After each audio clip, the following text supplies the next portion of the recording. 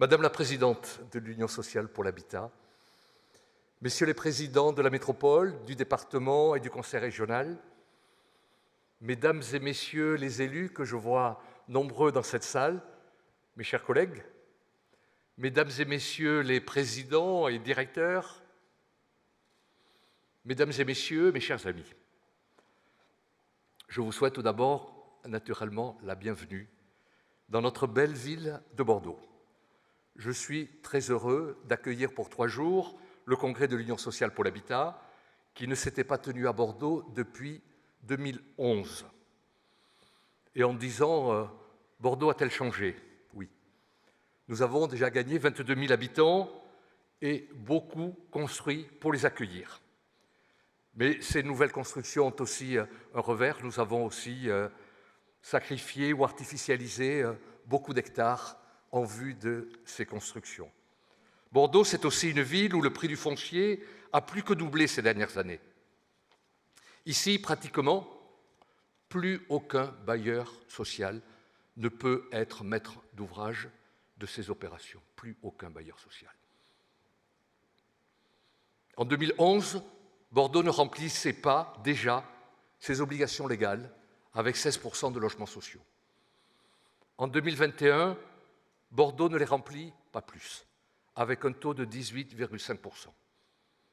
Mais nous pensons que nous avons mis Bordeaux sur la bonne trajectoire. Dès le début du mandat, nous avons souhaité porter des actions fortes pour le logement et l'habitat, parce que c'est la première préoccupation des habitants.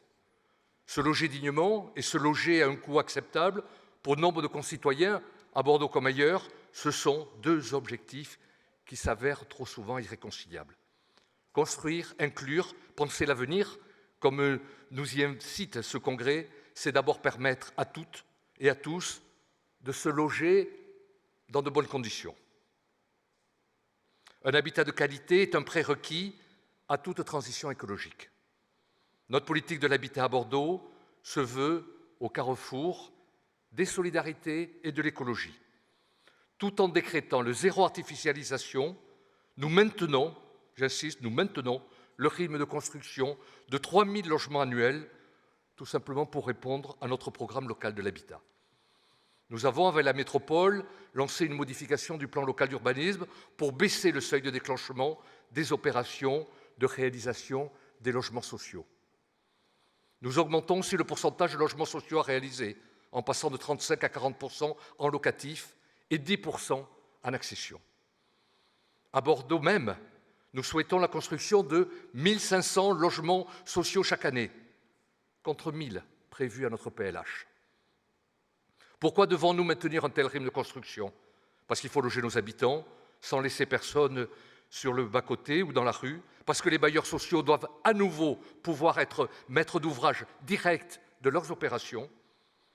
Je le sais, la qualité du logement social est souvent supérieure à celle de la promotion privée, et nous voulons travailler avec vous en direct.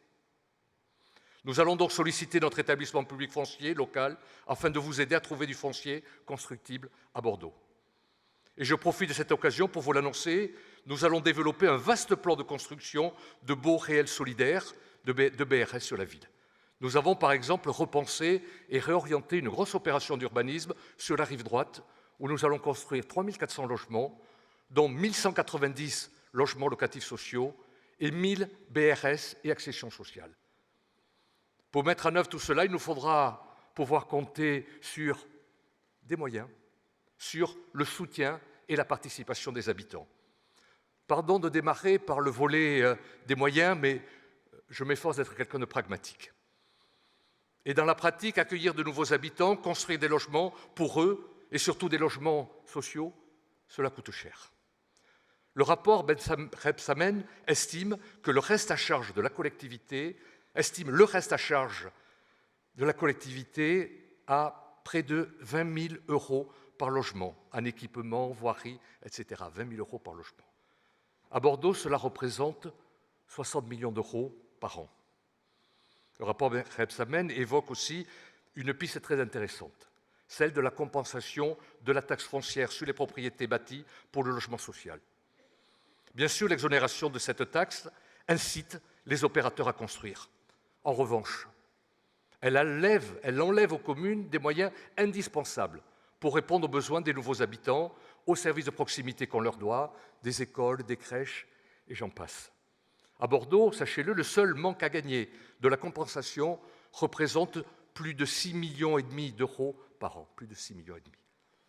C'est l'équivalent de la construction de 2 crèches, qui nous manquent chaque année. L'État compense cette exonération de taxes foncières à hauteur de 6%. Je veux porter ici la voix de mes collègues du réseau de France urbaine pour dire que c'est insuffisant.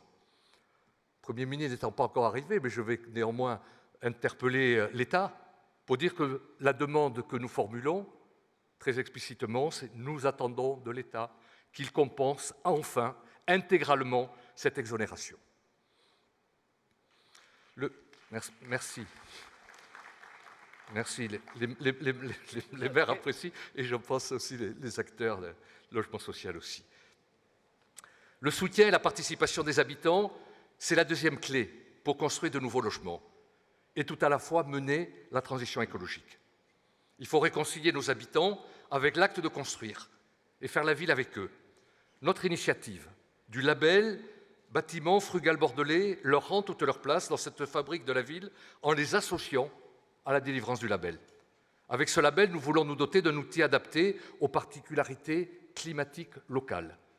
Nous posons ainsi, de manière très concrète, le seuil plancher d'un logement pour bien vivre, c'est-à-dire, notamment, un extérieur de 10 mètres carrés par logement, un confort d'été passif, une maîtrise de la quantité de matériaux et un approvisionnement local et biosourcé, et également des îlots de chaleur et bien d'autres critères.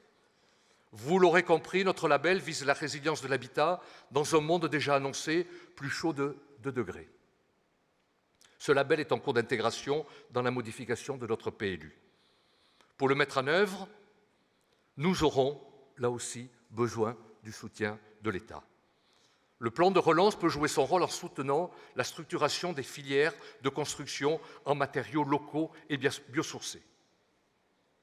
On nous dit en effet que construire écologique coûte plus cher. C'est vrai, mais c'est en choisissant collectivement de mettre l'argent dans la qualité du bâti, en choisissant d'imposer une part conséquente de logements sociaux dans la majorité des opérations immobilières, que nous lutterons contre la surenchère foncière qui nous pénalise tous. Demain, à Bordeaux comme ailleurs, pour arrêter l'artificialisation des sols, il faudra construire dans le diffus, donc dans un environnement urbain contraint, et il nous faudra nous montrer avec vous, et grâce à vous, bailleurs sociaux, inventifs et audacieux. Au fond, pour relever le défi climatique, il nous faut densifier et construire sans bétonner et sans sacrifier nos derniers espaces de nature, nos meilleurs alliés pour gagner ce combat climatique. À Bordeaux, c'est la trajectoire que nous avons tracée et que nous souhaitons expérimenter avec vous, bailleurs sociaux, qui êtes en première ligne à nos côtés. J'emprunterai entre mes mots de conclusion à un Marseillais, professeur au Collège de France, devenu le grand historien de Bordeaux. Il s'agit de Camille Jullian. Camille Jullian disait « Bordeaux est un présent que la Garonne a fait à la France. » Bordeaux est un présent que la Garonne a fait à la France. Je vous souhaite d'en profiter pleinement durant ces 3 jours de congrès. Je vous remercie. Merci.